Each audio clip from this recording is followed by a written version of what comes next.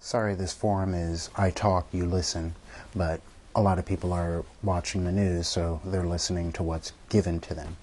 Here's a story that has been around for a while, and now it's more prevalent with more than 50,000 troops wounded in action.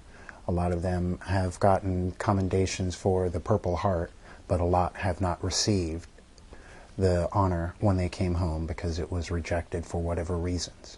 Now, if you support the troops, they're still in uniform until they're discharged.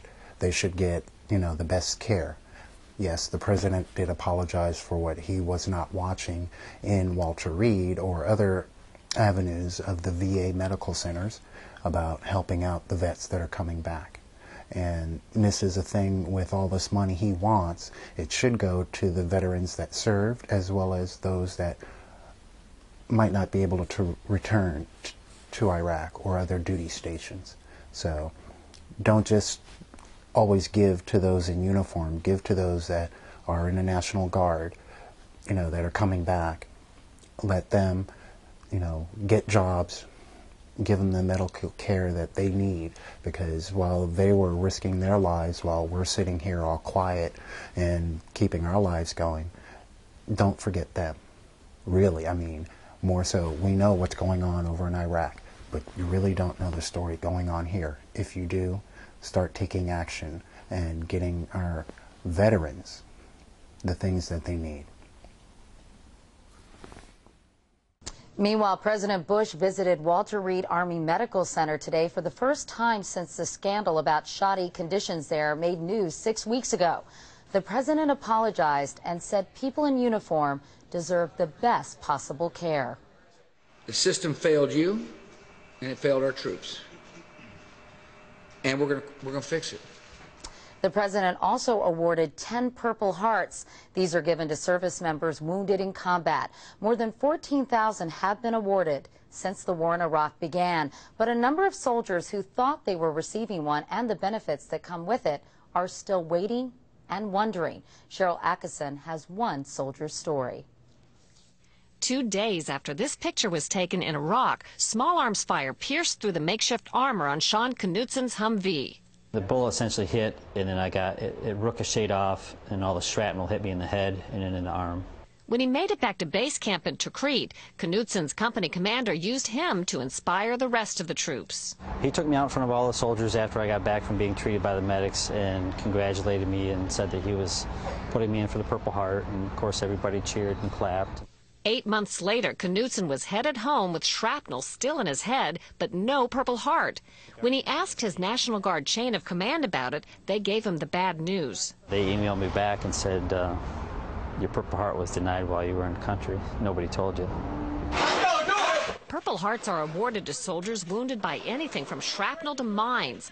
Knutsen's award was approved in the field and on up the line, but then disapproved by the division commanding general in New York.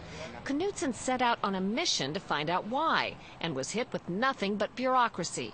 He took his story to Congressman Mike Rogers, an Army vet and former FBI agent, who went straight to the Pentagon, but we have yet to get one good answer on why this soldier was denied a Purple Heart. And in the course of this investigation, we think there may in fact be more. Nobody knows how many more. The Pentagon says it doesn't track how many Purple Hearts are disapproved, like Sergeant Knutsen's, or why. But at least 5 members of Congress have intervened on behalf of soldiers from their districts. Knutsen is now lobbying Congress on the issue of denied Purple Hearts.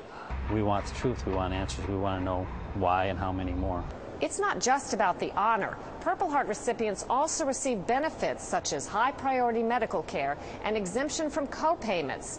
The Pentagon wouldn't comment except to say it's now investigating Knutsen's complaint. Now, why would you ask this soldier to go through this much anguish to get what is rightfully his that should have been done and handled in Iraq a few years ago? Oddly enough, the same military that refused him a Purple Heart has labeled him disabled in the arm and hand due to combat injuries.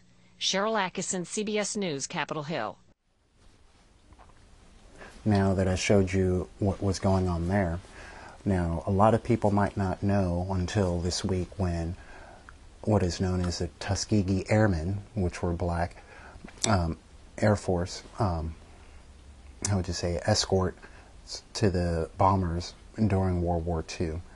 They were finally granted the highest civilian honors, and the president saluted them for their efforts during that wartime. Now, I think that is great, and a lot of blacks do know about that, but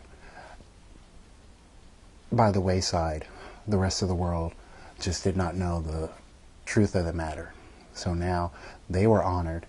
Now I say we should honor all of our vets, even the ones that are still walking the streets, homeless, that need help from the Vietnam era. So let's kind of get together on this whole mess. And I'll talk later about the 15 and what that means, as if you haven't seen, well, oil prices are going up. But then that's another subject for another video.